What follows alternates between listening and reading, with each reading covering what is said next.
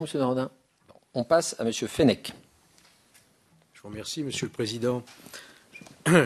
Monsieur Cahuzac, aujourd'hui, nous avons la démonstration flagrante d'un mensonge qui a été le vôtre lors de la première audition. Je m'explique. Vous dites avoir appris par vos avocats suisses l'existence de cette audition et demande d'entraide répressive.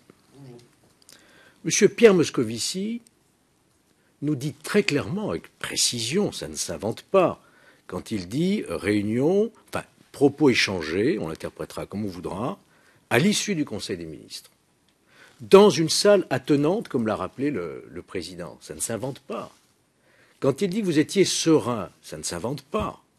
Quand il dit que vous avez souhaité que la demande soit la plus large, ça ne s'invente pas non plus. Et nous comprenons qu'aujourd'hui, en tout cas c'est la conclusion que j'en tire, vous ne pouvez plus revenir sur vos premières déclarations, sans quoi le mensonge est flagrant. Donc, vous réfugiez derrière une perte de mémoire, je ne me souviens pas. Ça ne peut pas nous satisfaire. Nous avons besoin de lever cette contradiction et nous ne pouvons pas nous croire. Et d'ailleurs, je demande au Président qu'il a lui-même dit au début de nos travaux, si un mensonge était établi dans cette commission, le Président n'hésiterait pas à saisir le procureur de la République pour engager d'éventuelles poursuites. Donc là, nous sommes maintenant sur du sérieux, si j'ose dire.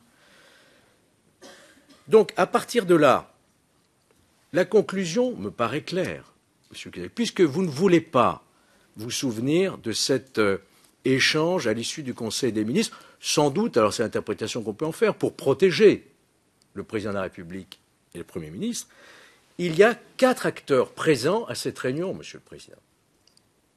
Il y a Pierre Moscovici qui, je pense, nous dit la vérité. Il y a Jérôme Cahuzac qui ne dit pas la vérité. Le chef de l'État, nous ne pouvons pas l'entendre, vous le savez, notre commission d'enquête ne le permet pas. Je ne vois pas comment nous aurions un crédit aujourd'hui, notre commission d'enquête, si nous n'entendions pas le Premier ministre sur ce point qui lèvera tous les doutes. Je voudrais simplement rappeler, j'ai retrouvé les déclarations du Premier ministre au moment même où cet après-midi nous avons voté la loi sur la transparence tout de même.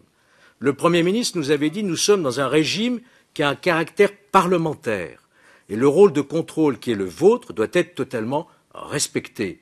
Il faut prendre cela à la lettre. Je regrette encore une fois que nos collègues de la majorité aient rejeté la demande d'audition du Premier ministre et je crois que c'est l'intérêt même du Premier ministre et du gouvernement dans son entier de venir s'expliquer devant la représentation nationale. Car aujourd'hui, Monsieur Cahuzac, nous ne pouvons pas recevoir vos paroles parce qu'elles sont en contradiction flagrante. Vous ne pouvez pas dire je ne me souviens pas de ces propos échangés dans cette salle attenante. Ça n'est pas crédible.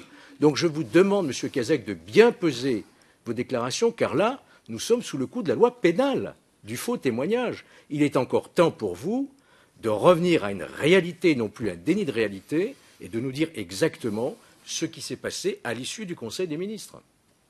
Réponse.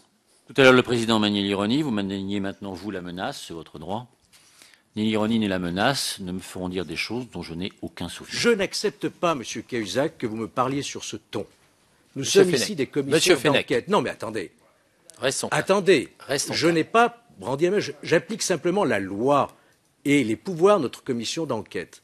J'attire l'attention solennellement de M. Cahuzac sur le mensonge qui apparaît flagrant aujourd'hui. Il est flagrant puisque Pierre Moscovici nous a expliqué. M. Cahuzac ne peut pas prétendre ne pas se souvenir. Il y a trop de détails, notamment le lieu où ça s'est passé, les propos tenus par M. Cahuzac. C'est invraisemblable qu'il ne s'en souvienne pas.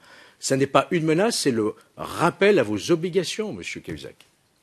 Autre question, M. Fenech? J'aimerais bien entendre une réponse. M. Cahuzac? J'ai répondu. La réponse est édifiante.